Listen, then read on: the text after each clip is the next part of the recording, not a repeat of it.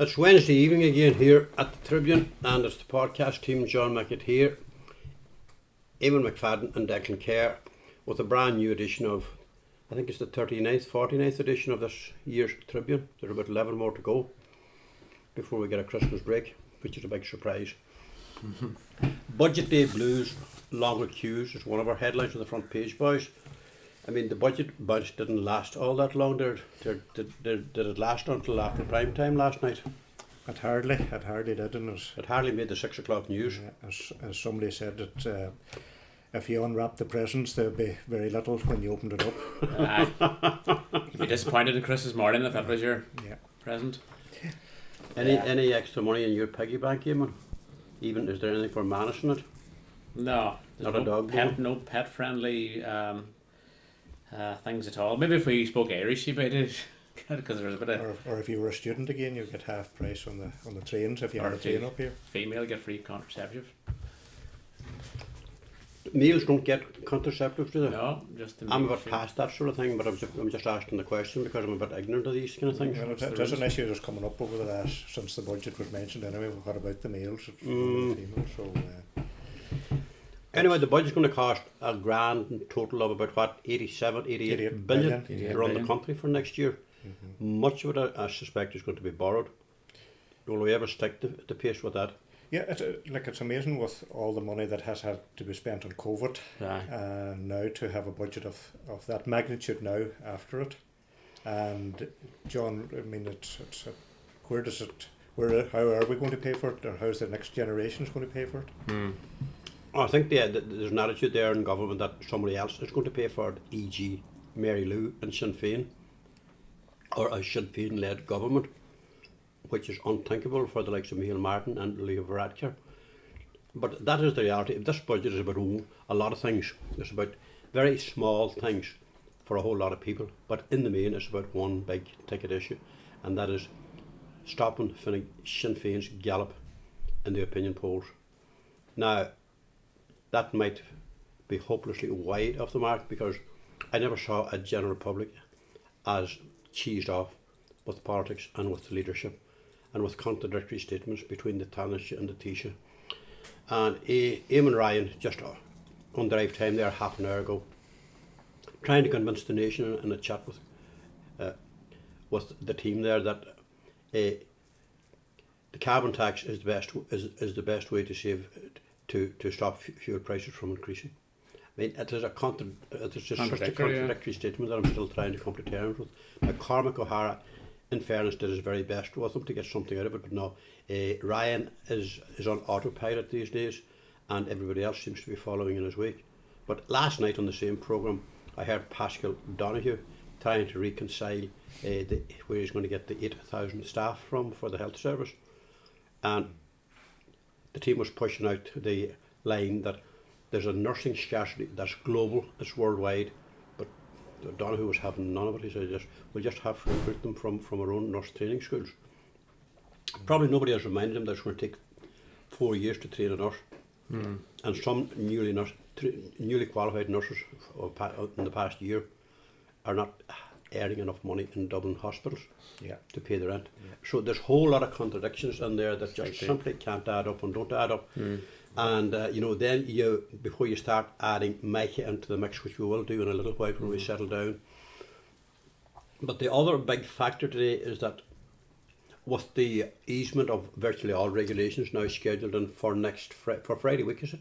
Yeah, 22nd. Leo Varadkar has been on radio all afternoon saying that restrictions may not be eased because there's a sharp increase of up towards 2,000 cases on a daily basis, and this is a very, very worrying trend, and it may force a rethink.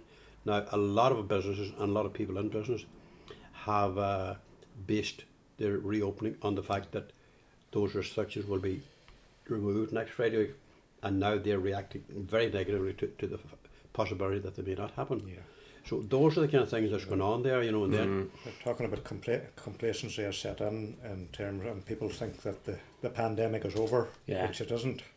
I know it's not over, but I mean, how long do we have to go on being told that? But the problem would be too with the business community, like they'll be on tenterhooks now thinking that could they end up calling another sort of miniature lockdown on the 11th hour like they had done in the previous days? Yeah, you can't rule any of that out. You see, can't. That's the problem that they face into, because it's been there before. That's caused the problems before. Well, I think this time when the roadmap was being outlined, I think there was this kind of a feeling that this was it. There wasn't going to be another, return to lockdown. Yeah. That was, that feeling was there, or that. It was that same feeling that was there last Christmas time, Declan, if you remember. Yeah. When they shut down the country for the month of mid-October to mid-November, so that we could enjoy this meaningful Christmas. And then it shut down again. I mean, there is no such thing as a meaningful Christmas. You celebrate the birth of the Jesus Christ, or the baby Jesus. But Michael Martin wanted us all to have a meaningful Christmas. And many people did. Unfortunately, not the kind of one that was predicted. Because COVID really escalated. In January then was. It just went through the roof and remained there. And in fact, you could actually say that it quite hasn't settled down ever since. Because while hospitalizations and ICU numbers are way down, they're still high. They're still relatively high, Yeah. That is the concern in the hospital setting at the moment, is that ICU numbers have it's been spiking. Like there's pockets that will just tip in. It's been spiking very erratically. It's up and down. Towards the weekend last week, it was down and around that 1,000, 1,100. Then it shot right up 1,800, 1,900. Probably the next day or two, it could be up to 2,000. Yet it could be back down under 1,000 maybe. We have no way of knowing that because the virus is so unpredictable that's the only certainty about it, is its unpredictability. But Eamon, we're going to move on. St. Michael's Church recently celebrated the 50th anniversary of its construction in 50 years ago. Aye. Well, back in August we carried that wee piece about that. But because of COVID again, just on what we're chatting about, they couldn't plan for the events that they would like to have held at that time, because it would have been a big community event. To 50 years since the consecration of the church and the moving up from the old church and all that. But that's something I was involved in helping to kind of maybe do something for them in the meantime. Aye. So that was what we've done. Come up with a wee short film about the construction of the chapel. It's going to be released now in the next few weeks. But it all is mostly based around the archive footage of the late great Canon Tommy Doherty, who everybody knows left an amazing legacy of all his work from the old railway lines, and that for years and years he just seemed to film all these things that are just in the real public interest and all that. He left a big body of work. He was the parish priest in Dunfanny at the time, he was the parish priest for the Creasley area, and he knew that they needed a new church in a time when there wouldn't have been a lot of money around to pay for a new church, particularly not a very modern futuristic church like they end up getting. But the film kind of revolves around his footage and the whole process of how the church came to be. How does the old Cine 8 film footage stand up to being reprocessed onto digital? Brilliantly. Now, thankfully, the way we received it was in a digital format, so we didn't have to digitize it. Yeah. But as a great deal of his archives have been digitized because his work is featured on RTE and places like that, and they've digitized it to use it and did all the necessary things. Now, I know this from dealing with Tommy's nephew, Tommy Francis, down in Ficarra, who was the person who gave us the access to the footage. I know that there's a great amount of that stuff that's still in the wee tins and still in the wee reels and all that. So there's a huge legacy of stuff there that we'd love to see processed and digitized in the future. But I know we're talking probably hundreds of hours of footage here, but that'll be a project for another time. So this is going to be launched, if that's the correct word, sometime pretty soon. What we're going to hope to do now is, because we're restricted again with numbers, we're going to have just a wee get-together screening for all the people that helped. People, there's a few people that were on there: Danny Langan, Dan McTague, Margaret O'Brien, Ken Bond, Father John Joe Duffy, and Father Martin Doohan as well. All very helpful, and so we'll invite a few people like that. But once these restrictions lift, if they do lift, hopefully as we'll do, that's when I would like to hold a few of the screenings, maybe a screening in Creasley, Dunfanny, Letterkenny, and make a wee bit of an event of it. But ultimately, what's going to happen is the film is just going to be shared online so everybody can see it. So the name of Dan McTague in there, man that I have known for many, many years, and his magnificent singing voice in the choir in St. Eunice Cathedral. He was part of that group that went to America to raise funds. They raised Maureen Hegarty, wasn't it? Maureen Hegarty and Joan McGlinchey. There was the three of them. Joan McGlinchey. A very novel idea to raise money. They went to America for about 3 weeks. This is prior to the church being built. Now, apparently the work had just begun to clear the site. So Canon Tommy, who was this great raconteur and storyteller and all that, he organised a series of concerts from New York, Philadelphia, Boston. I think they went as far over as San Francisco, all with the Donegal, the Irish diaspora, mostly Donegal diaspora. And they broke the show into sort of two halves. He would come out, he would entertain the crowd with his stories and his jokes and all of that. He would show a lot of the old films that he had here, historic films, that really, I suppose, would have plucked at the heartstrings of these kind of homesick diaspora. Probably very wealthy ones as well at that point. Well, that was it. I think they knew maybe what they were going in that regard. But then that's when Dan and Maureen and Joe would come out then and finish the concerts with an evening of music, and they were a great success. They had a packed house apparently every night, and they played nearly every night. These were incredible artists. Fantastic! Incredible artists, you know. Yeah. Anyway, a lot of people got a lot of inspiration from that. And they reckon they raised about $10,000. That's huge money. At that time in 3 weeks, like. Yeah, but I mean, St. Michael's Church it's a timeless elegance about you know, the design, the architecture of it by. Well, all those people that are in it by Liam role. McCormick.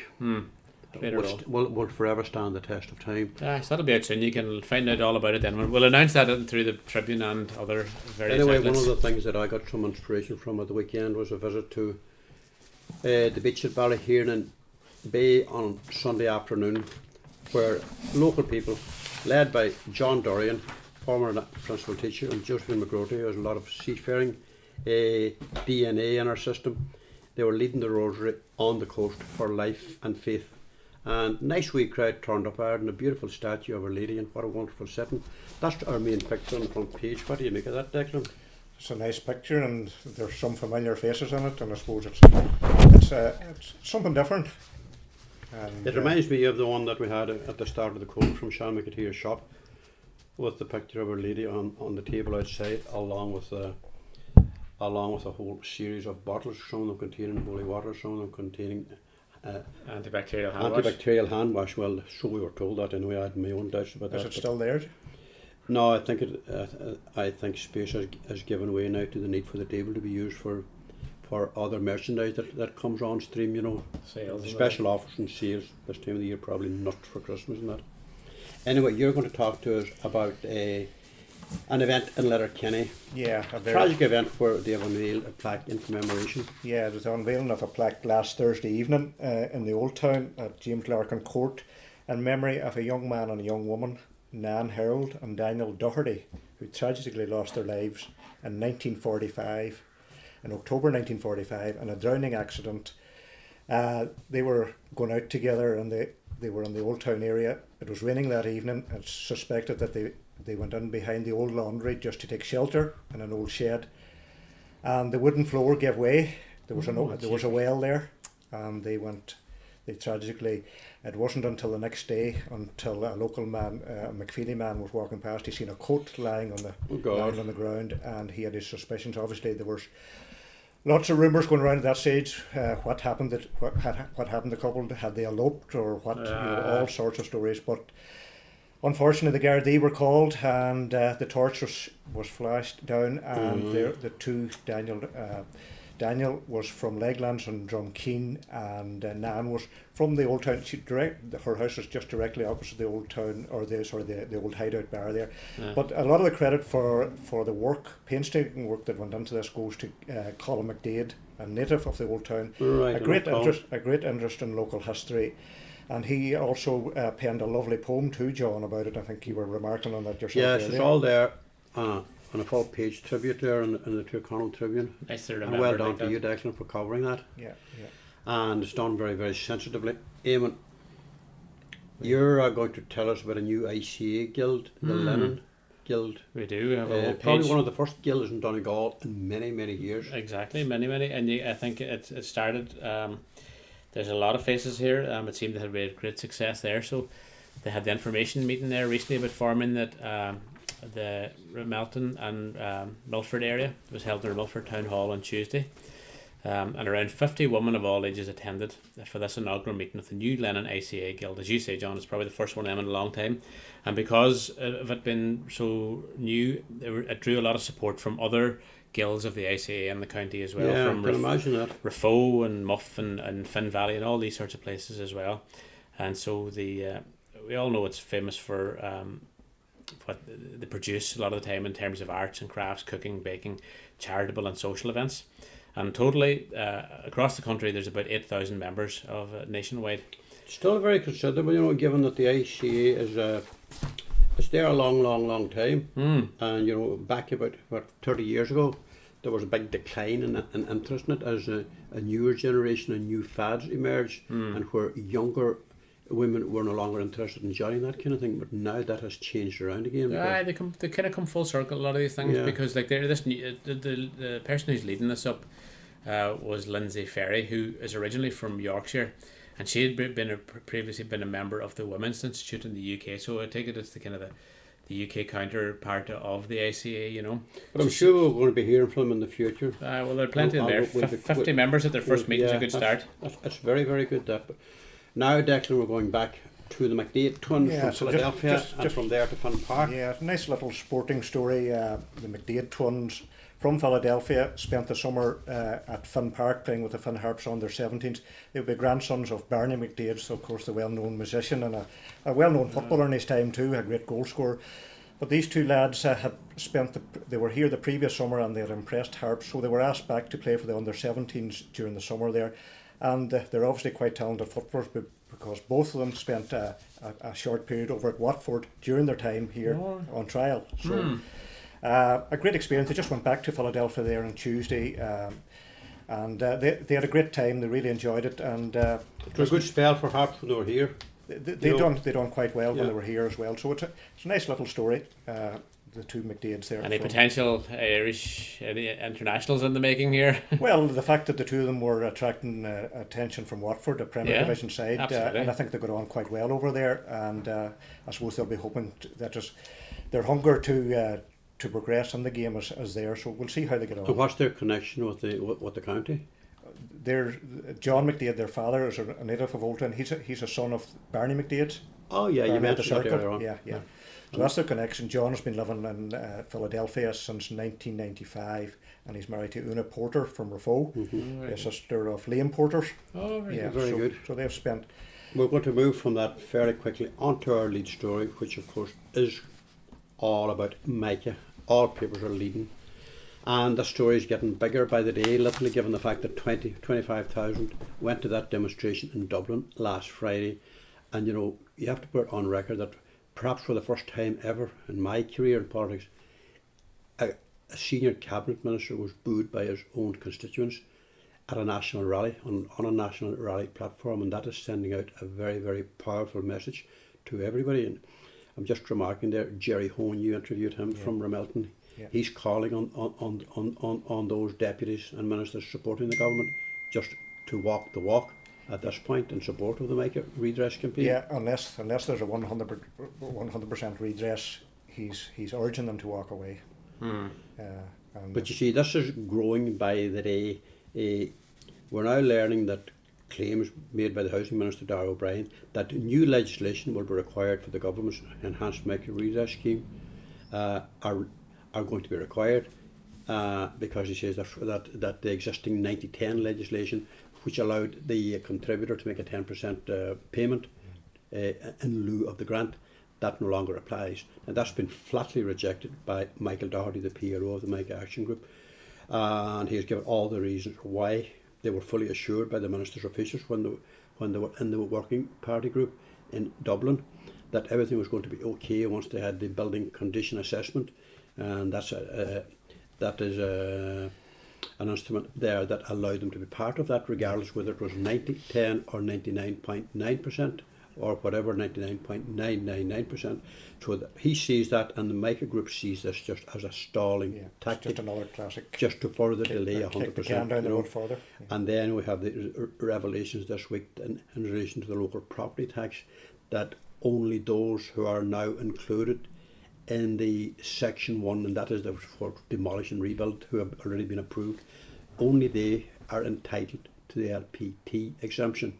All others are not. That is despite what we thought was assurances from Paschal Donegal, the Finance Minister, earlier on in the year, in July in fact, and in response to the June the 15th original meeting at the Convention Centre. This is all up in the air, and all those boxes that were allegedly ticked have all unravelled in the last few days. The Michael Redress Group are here to stay. There will be talk, and there probably is talk behind the scenes, should the field election candidates. I don't think the Mike Action Group are into that political mode at all, but that may not stop others from deciding to have a bash at it. And it throws the two government TDs, Charlie McConalogue and Joe McHugh, into a severe tailspin as to how best to react to this. Do they stay put and hang in there in the hope that something will emerge, or is it time to pull the pin and show their solidarity with the Micah campaign? And 20 million in the budget for next year will hardly help their.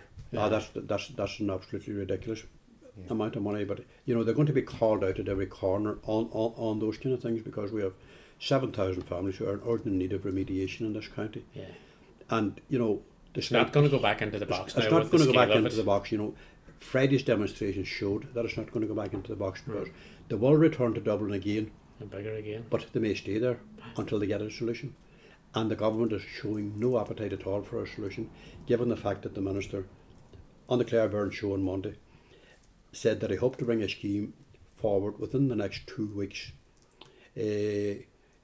But there were legal issues being dealt with behind the scenes. And so everything is predicated on something else further down the road. It'll not be surprising if it's put off for a couple of weeks. But if it's to come to new legislation, that is going to be challenged. But we're now challenged for time, so we're saying goodbye to you for this week. Thanks for listening. Talk to you next week.